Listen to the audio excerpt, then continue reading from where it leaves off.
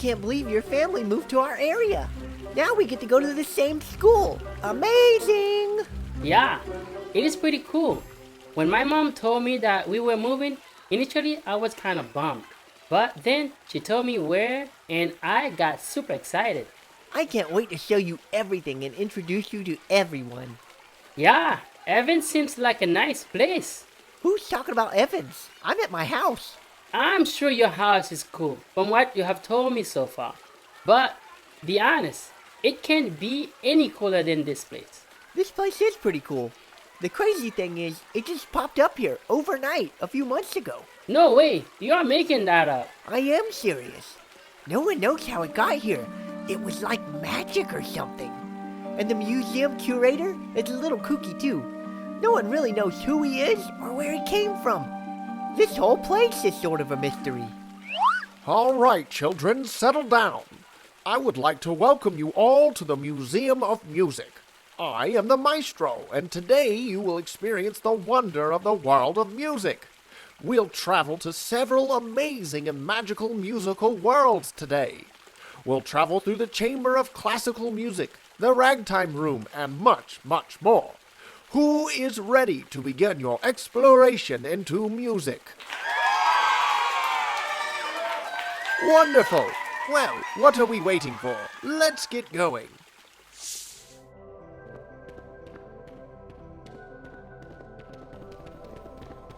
Welcome, welcome, welcome to our first stop on our tour of tunes.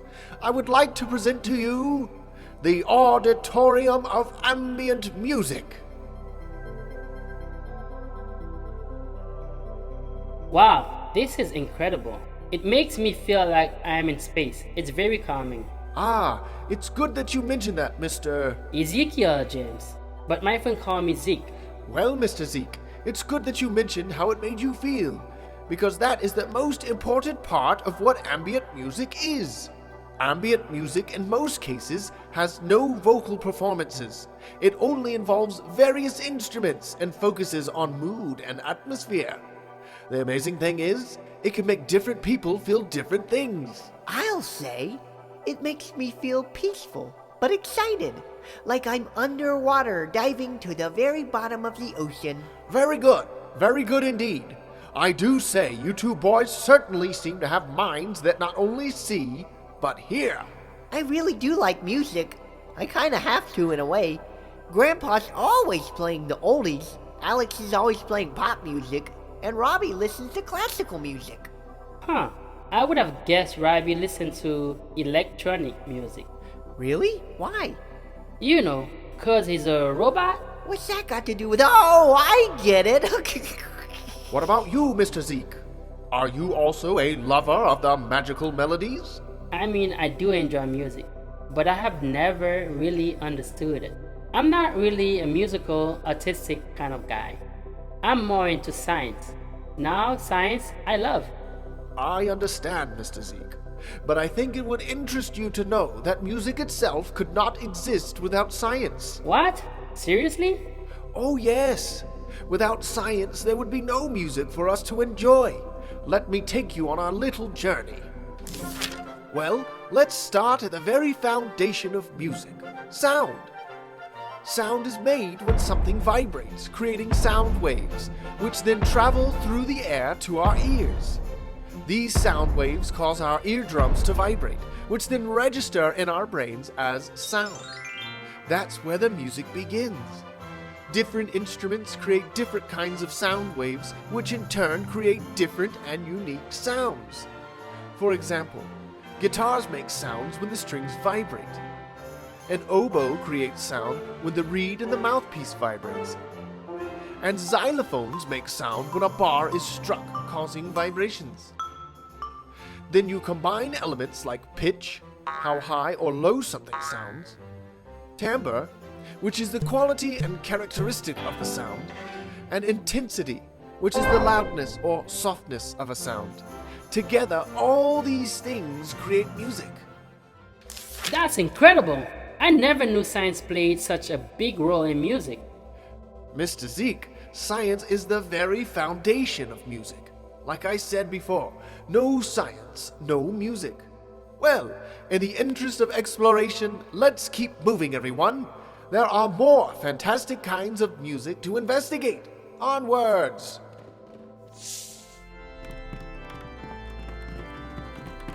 Gather around, everyone, and welcome to the Hall of Hymns. Hymns are religious songs or poems sung in praise to God, typically by a large group of people or congregation. Whoa! I didn't realize this place had an entire section dedicated to hymns. Pretty neat.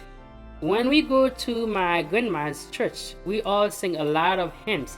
She would really like this place. At our church, we sing a lot of newer stuff.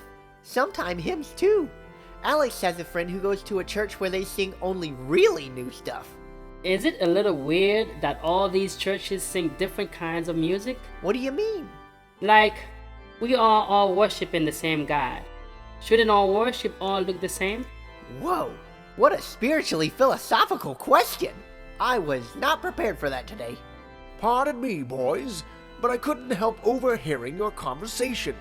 Mr. Zeke, in reply to your question about worship all looking the same, it occurs to me that you may have a misunderstanding of what worship is.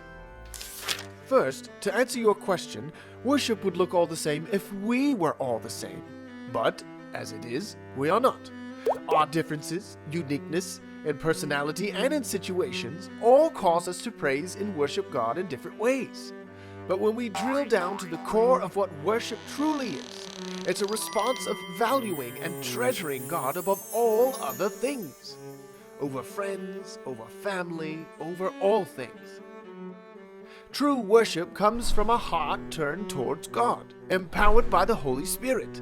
So, if this is true, then worship cannot be contained to the music alone. We can worship God in all aspects of life, work, acts of service, prayer, and so on. So, Mr. Zeke, if we are to apply what you now know about true worship to the types of worship music, we can clearly see why it can look and sound very different to different people. John 4:24 says, God is spirit, and those who worship him must worship in spirit and in truth. As long as we grasp who God is, the truth, behold his glory and lift him high, it is all worship. Wow. I've never even thought about any of that before. Me neither, and it really makes sense now, you know?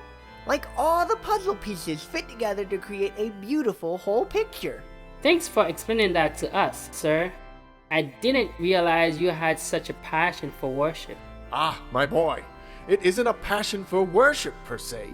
Worship comes from my passion for Jesus Christ. And as it says in Isaiah 12:5, sing praises to the Lord, for he has done gloriously. Let this be made known in all the earth. Well, as inviting as this conversation is, I feel I must not neglect the rest of your class. There are several more musical sections to visit before the day is over. I'm ready to see them.